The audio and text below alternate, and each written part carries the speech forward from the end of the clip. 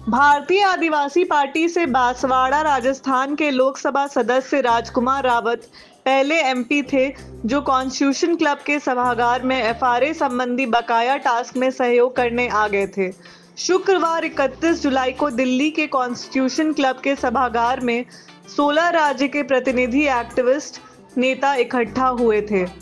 NCP Maharashtra की अमरावती क्षेत्र की एमपी सुप्रिया सुले, आरा बिहार के सीपीआईएमएल के लोकसभा सदस्य भी मंथन में शामिल हुए।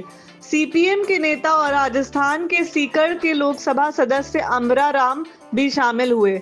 असम, पश्चिम बंगाल, उड़ीसा, झारखंड और बिहार के साथ साथ तमिलनाडु, कर्नाटक, केरल, जम्मू कश्मीर, हिमाचल, राजस्थान, उत्तराखंड, महाराष्ट्र, गुजरात, उत्तर प्रदेश और पंजाब के एक्टिविस्ट के साथ बुद्धिजीवी नेतृत्व का मंथन चला था। ब्रेनस्टॉर्मिंग चर्चा से यह बात समझ में आई कि वनाधिकार कानून में क्रियान्वयन में आने के 17 वर्ष बाद आज चुनौतियां बढ़ रही हैं और काम पूरा नहीं हो पा रहा है। यदि निर्णायक स्तर पर नहीं लिया गया तब भारत और राज्यों की सरकार कोई रास्ता निकालकर अंतिम रूप से कानून पालन से मुंह मोड़ सकती है।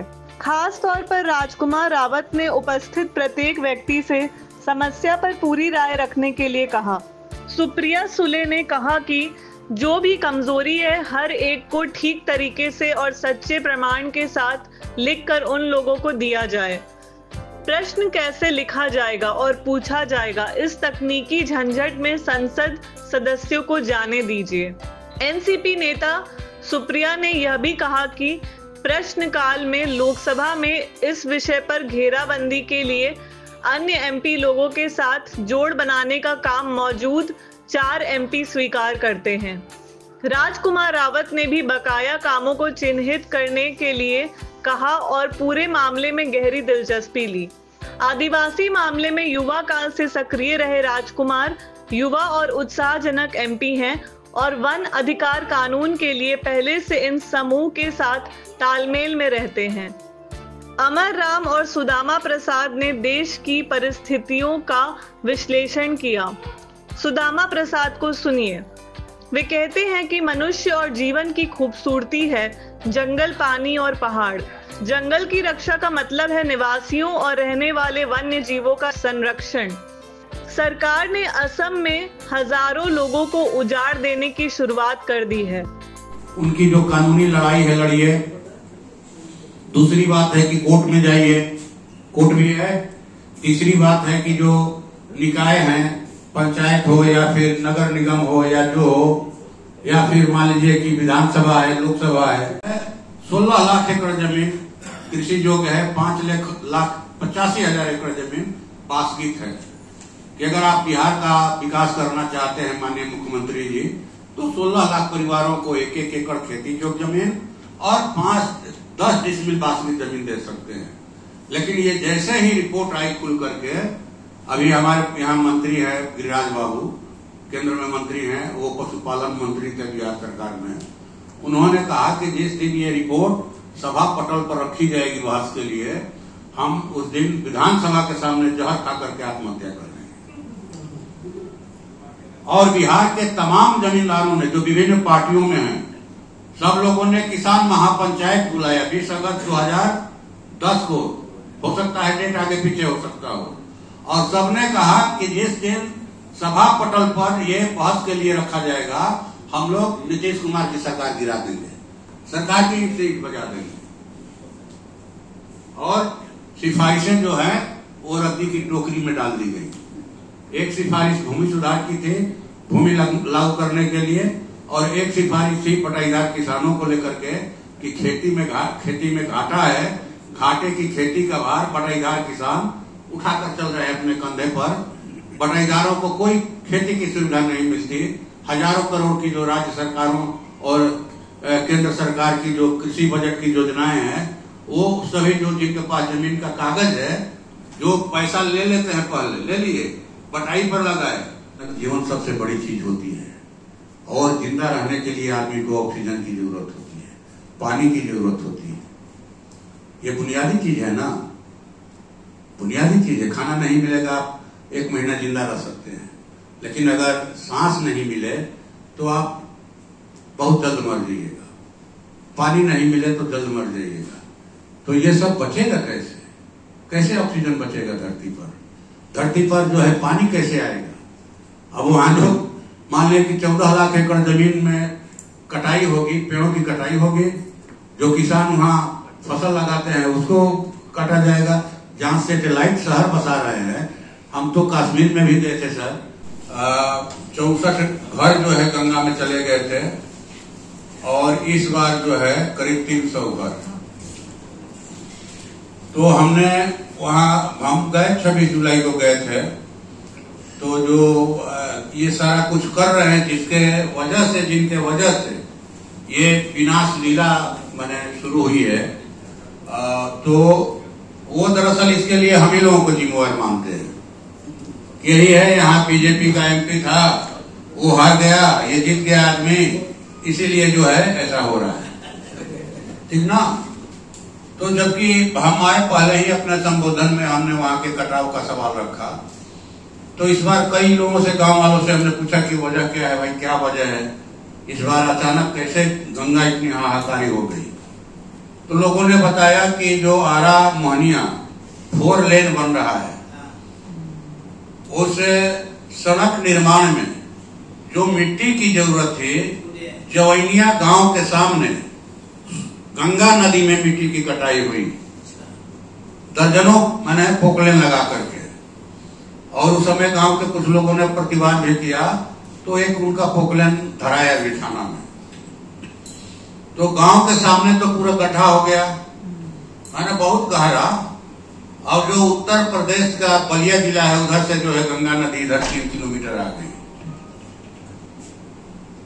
तो हमने इस चीज को प्रधान बनाया। कल हमने शून्यकाल में इसको रखने का, लेकिन माइक बंद कर दिया गया, फिर भी हमने रखा उसको।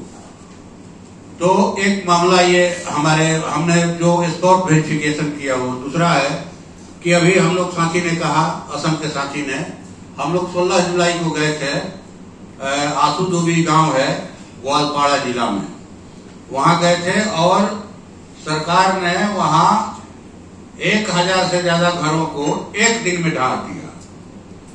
वहां के लोगों को नोटिस मिला कि भाई ये वन अधिकार कानून 2006 1 जनवरी 2008 से लागू हुआ। जिन राज्यों में इस कानून को बड़े पैमाने पर लागू किया गया, वहां अब बहुत बड़ी विसंगति का अभ्यास चल रहा है। ऐसे राज्य हैं ओडिशा, छत्तीसगढ़ और मध्य प्रदेश।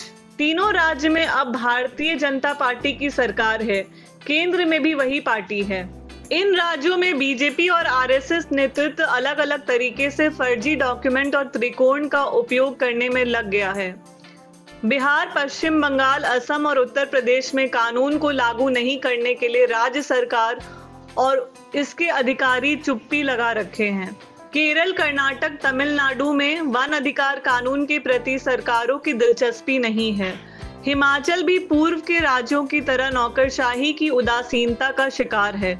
जम्मू कश्मीर में यह कानून बाद में लागू होना शुरू हुआ। यहाँ की विसंगति है कि सरकार ने वन विभाग को ही नोडल एजेंसी बना दिया। वन भूमि जहाँ फॉरेस्ट राइट डे की बात हम लोग कर रहे हैं, तो ये जो 2014 और 19 के बीच में जो लैंड डिजिटलाइजेशन प्रोग्राम के तहत जो भूमि बैंक बना, वो पूरी तरह से 5वें अनुसूची के अधिकार को और हम लोगों का ग्राम सभा, जितना भी जंगल है, जमीन है, नदी है, पहाड़ है, आदिवासियों के सरना है, मसना है, हड़गड़ी है, तमाम जो जमीन है, उन तमाम सामुदायिक जमीन का उन्होंने लाखों लाख प्लॉट बना के उस जमीन को भूमि बैंक में डाल दिया। जानते हैं कि ऐतिहासिक अन्याय को निष्प्रभावी बनाने के लिए यह कानून अधिकारों की मान्यता का कानून बना है। यह अपने आप में ऐसा पहला कानून है जो अधिकारों को देने नहीं, बल्कि जो अधिकतर लोगों के पहले से ही हैं उनकी मान्यता देने के लिए है। लोकसभा के सदस्य ऐसी चर्चा में गंभीरता के साथ बने हुए थे और एक जगह सुप्रिया सुले ने पूछा भी कि आप जेनोसाइड किस बात को कहते हैं। दरअसल वे इस लड़ाई में जेनोसाइड जैसे शब्दों के इस्तेमाल पर चौंक रही थीं। वास्तव में लोगों को उनके अधिकार से वंचित कर देने और उजाड़ देने की वजह से भविष्य में लाखों परिवार खत्म होने के कगार पर आ जाएंगे। एक समस्या यह रखी गई कि जहां लोगों को कानून के हिसाब से अधिकार पत्र दिया भी गया है, वहां भी जंगल विभाग उनकी जमीन पर पेड़ लगा देता है।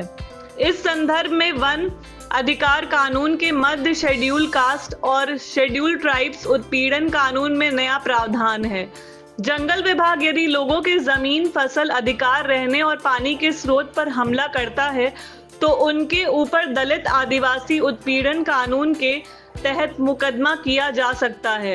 इस ब्रेनस्टॉर्मिंग मीटिंग के बारे में कह सकते हैं कि तौबा मचाने की जगह पर सांसद और जननायक हर तरह से वन अधिकार कानून को जनता के हक में और निर्णायक बनाने के प्रति चिंतित थे। एक सवाल यह आया कि कानून तो संसद से पारित हुआ, परंतु नियमावली संसद के सामने रखी गई या नहीं। यहाँ वन अधिकार के नेतृत्व को यह स्पष्ट है कि जिस तरह कानून 2006 के अंत में गजट में आ गया, इस तरह नियमावली भी 2008 के अंत में गजट में आ गई। इस तरह यह सरोकार है कि कानून और नियमावली के अन्य वन संबंधी कानून के द्वारा कमजोर नहीं किया जा सके। लेफ्ट राइट सेंटर जो हो, अब सब एजेंडा सबका है। कोई इस एजेंडे को मोनोपोलाइज करना चाहेगा कि साहब हमारा है ये तो और ये नहीं करते रहेंगे, ये बातें अब नहीं है। सब एजेंडा सबका है और सबको बात अपनी करनी पड़ेगी। यही आज का न्यू नॉर्मल्स है। ये हमें सिखाना चाहिए कि इंडियन पॉलिटिक्स का न्यू नॉर्मल यही है। कई लाइफ स्टाइल में हम लोग का चेंजेस हुआ, कई बीमारियों ने, कई कैलेमिटीज ने, कई डिजास्टर ने कई चीज चेंज किया, लेकिन ये न्यू नॉर्मल पॉलिटिक्स का है, वो करना पड़ेगा हम लोग को। अभी हम लोग डिस्कस कर रहे थे कि बिहार में सरकार बीजेपी जदयू सरकार रही है, वहां पे खुद बंदोपाध्याय कमीशन का रिपोर्ट वहां पे लेक किया गया था। मैं वहां काउंसिल मेंबर था। संयोग से मैंने एक मंत्री से सवाल किया कि सर कब लागू होगा। मंत्री ने कह दिया कि हाँ लागू किया जाएगा उसको। अब देख लीजिए, मैं उस मंत्री के बुद्धि पे तरस देता हूं कि उसने कहा कि हाँ मैं लागू करूंगा। बस बंदोपाध्याय कमेटी का रिपोर्ट क्या है आप सब जानते हैं। अब वर्तमान में जो बिहार की गवर्नमेंट है वो लाख चाह नीति सौ उसको लागू नहीं कर सकते हैं, अनिल जी जानते हैं। मतलब ये कि हमारे मिनिस्टर्स कितने अनकंसर्न्ड है। मैडम ने कहा कि हमारी बड़ी लंबी चौड़ी पॉलिटिकल यात्रा है, इसी का उम्र में हमने देखा है।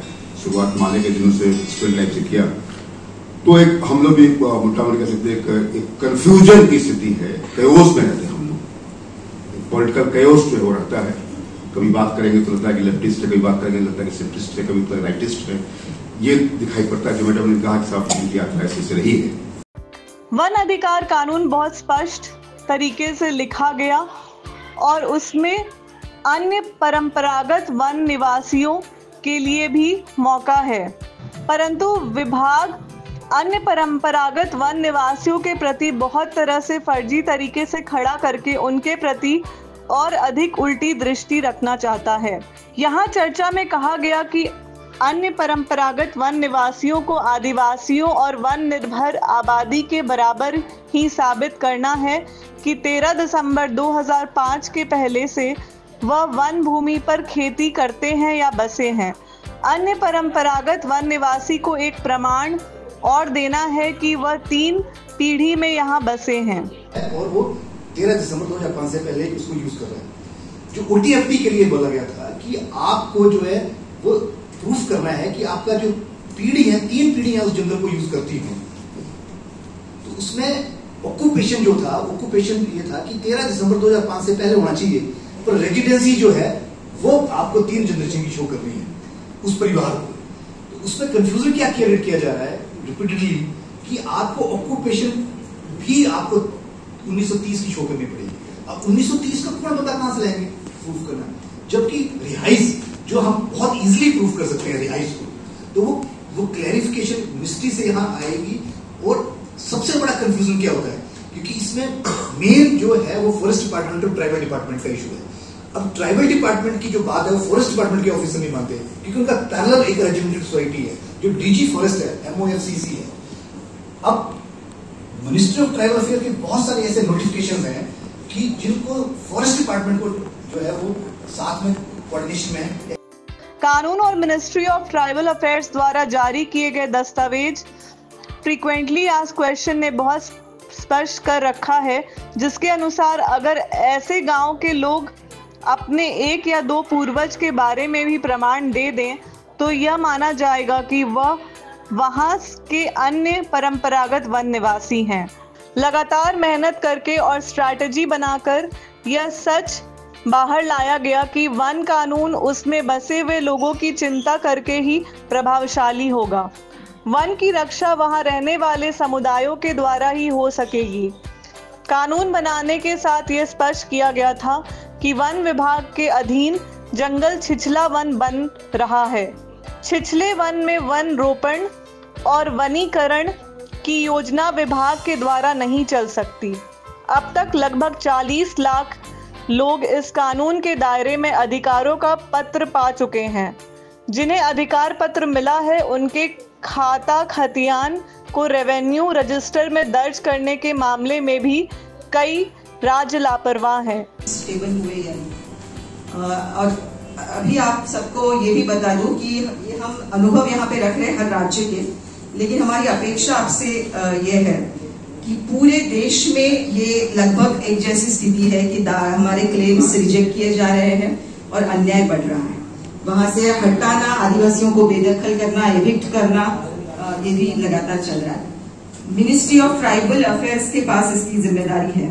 तो मोटा के साथ एक पूरी राष्ट्रीय गोष्ठी के लिए कॉन्स्टिट्यूशन क्लब में जनता दल यूनाइटेड के नेता अनिल हेगड़े भी आए थे और उन्होंने कहा कि सरकार में होने का मतलब है कि कानून को सही ढंग से लागू करने में उनका योगदान हो। अनिल हेगड़े पिछले साल तक राज्यसभा सदस्य थे। पूर्व लोकसभा सदस्य संजय पासवान भी इस मीटिंग में शिरकत करने आए। 4 घंटे से अधिक तक संसद सदस्यों ने देश के प्रभावशाली एक्टिविस्ट नेताओं के साथ मंथन किया और उठते समय पूरे सभा भवन में संतोषजनक विश्वास था। देखते रहिए विमर्श न्यूज़। धन्यवाद।